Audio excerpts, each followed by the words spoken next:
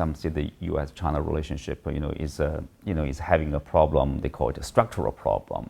Like one status quo power is rising power. I'm familiar with the argument. Go ahead. Yeah, and what do you make of that? Is there any way for them to coexist peacefully? Well, certainly there's a way to coexist peacefully if there's a will to coexist.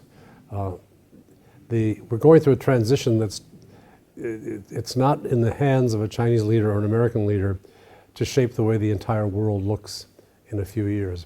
The old bipolar world of Soviet Union versus the West led by the US is not there anymore.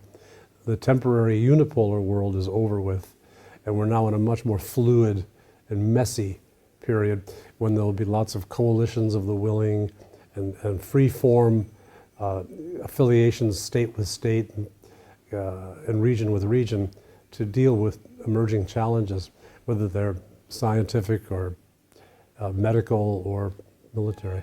Looking into the future, we don't know, like maybe in the next 5 or 10 years or even longer between China and the US, the relationship, if you are asked, what's the recipe, to stabilize, to even improve the relationship between the two countries?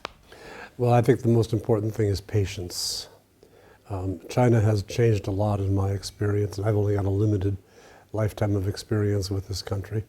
The Chinese would say the same about the Americans. Yeah, but of course, and the China I knew in 1980 and the China I knew in 1989, and the China I knew in 1999, and the China I knew in 2012, and today are all quite different.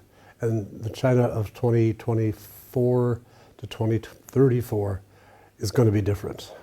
And so we shouldn't make final decisions about our future on the basis of where we are now, but try to shape the outcome to see if we can get a better basis for stability and perhaps cooperation in the years ahead.